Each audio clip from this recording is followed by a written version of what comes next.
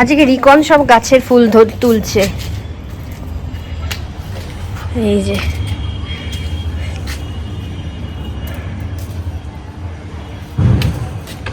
এই শীতেও এত জবা দিচ্ছে সে আর বলার কথা নয়। ব্যাস কমপ্লিট। দেখা একবার কত কত জবা। চলো না। গুড আফটারনুন বন্ধুরা, এখন বাজে 1টা আর আমি রান্না বান্না সারছিলাম। মা সমস্ত জোগাড় করে দিল আর আমি আস্তে আস্তে করে রান্না সারলাম। সৌমিক আসলো থেকে ব্যাংক থেকে। তো এইমাত্র রিকনের একটা পার্সেল আসলো। অ্যাকচুয়ালি চলো আমি পার্সেলটা, বাবা এটা একটু হেল্প কর না।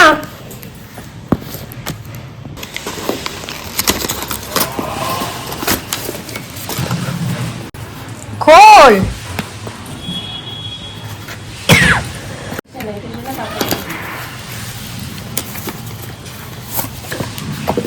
সবুজটা অর্ডার করেছিলাম না? চাইনি। তুই দেখে পছন্দ করে নিয়েছিস। এটা কি?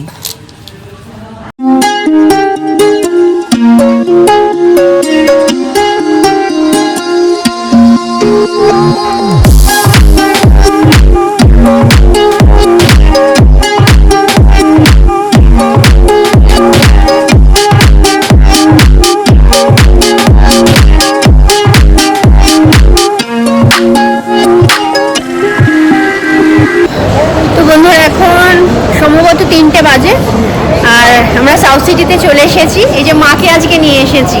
মা কেমন লাগছে বলো? ভালো। আজকে মাকে নিয়ে এলাম।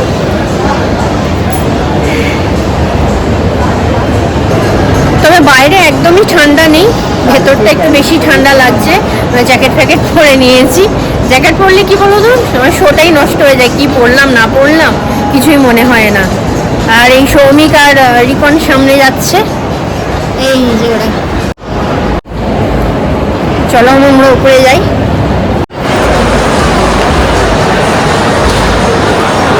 ক্রিসমাসে সুন্দর করে সাজিয়েছে, বেশ ভালোই লাগছে।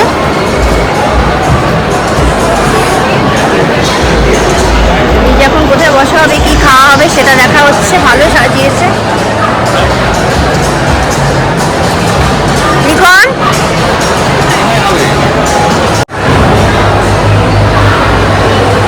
তো আমরা এখন এটাই ঢুকছি রিয়াসাত।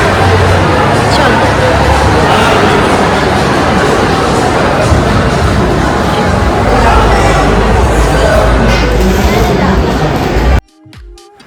আমরা রিয়াসাতে আসলাম কারণ দুপুরবেলা লাঞ্চের টাইম তো একটুখানি ভাত রুটি এগুলো না খেলে ভালো লাগে না। আর মা খুব একটা চাইনিজ খাবার পছন্দ করে না, শুধু চিলি চিকেন বাদ দিয়ে।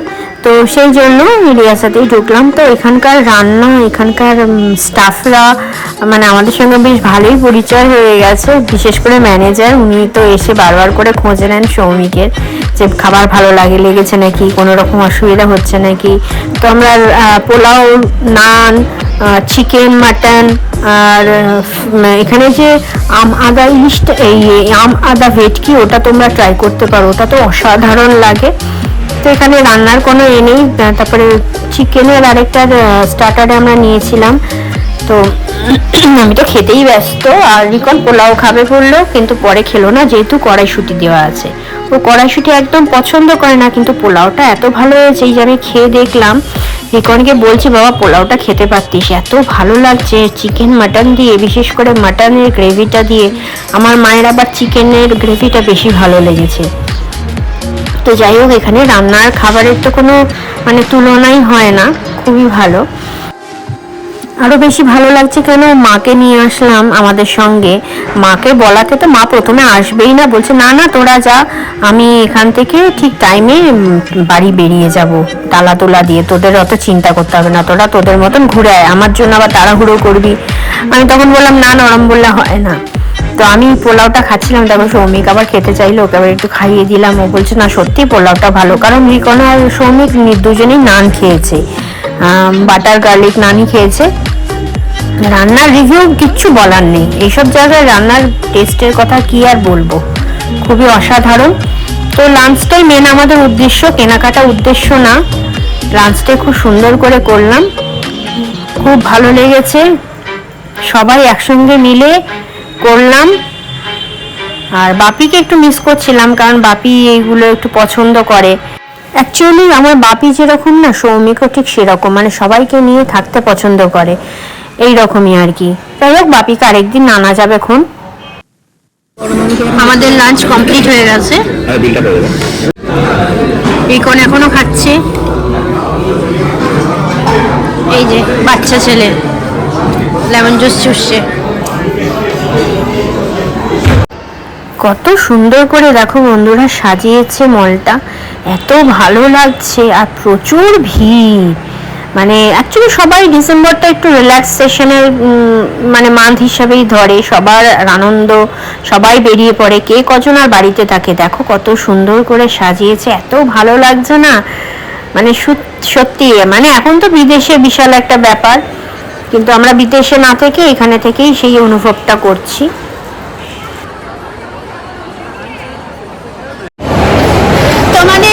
কমপ্লিট হয়ে গেছে লাঞ্চ, এবার আমরা বাড়ির পথে রওনা হচ্ছি, কারণ মাকে নামাবো আবার, মাকে বাড়িতে নামিয়ে দিয়ে তারপরে আমরা যাব। তো চলো আমরা এখন গাড়ির কাছে যাচ্ছি। ভালো খেলাম আর একটুখানি শপিং করলাম ছোটোখাটো।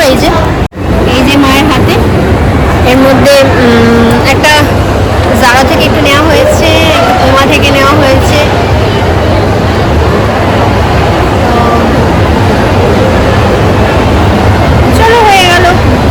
আউটিং ভালো লাগলো, সারাক্ষণ কাজের প্রেশারে ছিলাম, সব কিছু হচ্ছিল।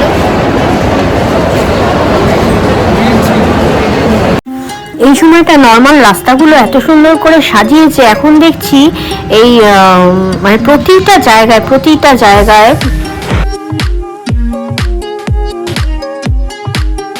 এত সুন্দর করে সাজিয়েছে, প্রতি জায়গায় লাইটিং দিয়ে, মানে কলকাতাকে সত্যি চেনা যাচ্ছে না। শুধু কলকাতা কেন, কলকাতা, হাওড়া, হুগলি, মানে আমাদের নজরে যেটুকুনি পড়ছে, এইটা আমাদের হচ্ছে না, এটা হচ্ছে ওই কালীঘাটের রাস্তাটাই, হরিশ মুখার্জি রোড, ওটাই হচ্ছে। এবার মানে প্রতিটা রাস্তা খুব সুন্দর করে সাজিয়েছে। দেখো এটা হচ্ছে আমাদের হাওড়ার রাস্তা, কারণ মাকে ছাড়তে হচ্ছে। এখানেও এত সুন্দর করে সাজিয়েছে, আমরা ভাবতেই পারিনি। এটা হচ্ছে তোমার বেলেপোল দিয়ে ঢুকে 100 ফুটের রাস্তাটা, এত ভালো লাগছে। তো বন্ধুরা এখন বাজে 7:30, আমরা বাড়ি চলে এসেছি। মাকে নামিয়েছি তাও ওই 6:30 পৌনে 7 নাগাদ নামিয়ে দিয়েছি মাকে। তো চলো এখন ড্রেসটা চেঞ্জ করে নিই, রাত্রে এন্ড করবো যখন, তখন আসবো তোমাদের কাছে। আর সেরকম কিছু কিনিনি, একটা খালি জারা থেকে ছোট একটা ব্যাগ কেনা হয়েছে, সৌমিকের সেটা প্রয়োজন। সৌমিক না, আমাদের সবারই অ্যাকচুয়ালি এয়ারপোর্টে পাসপোর্টগুলো ক্যারি করার জন্য খুব সুবিধা হয়। আর তোমার বোর্ডিং পাসগুলো, এগুলো আর কি। আর তোমার কয়েকটা শক্স কেনা হয়েছে, প্রয়োজন তো সেরকম একটা কিছু নেই, কি আর কিনবো। আর খুব তো কম সময়ই ছিলাম, কারণ মাকে আবার ছাড়তে হবে, তার জন্য। চলো ড্রেসটা চেঞ্জ করে নিই, তারপর আবার আসবো। এখন 10:20 বাজে। আমি 9টার সময়, অ্যাকচুয়ালি সকালবেলা তো রান্না বান্না আমি তুলেই রাখলাম, সিম পাতুরিটাই খালি করেছিলাম। তোমার মেথি শাক ভাজা, এগুলো সব কালকে করবো, আর মাছ নুন হলুদ মাখানো সব কালকে করব। তো এখন ভাত বসালাম। আর মা আটা মেখে দিয়ে গেছিলো, মা বললো যে রুটিটা তাহলে সৌমিকের করে নিস, বাবুর।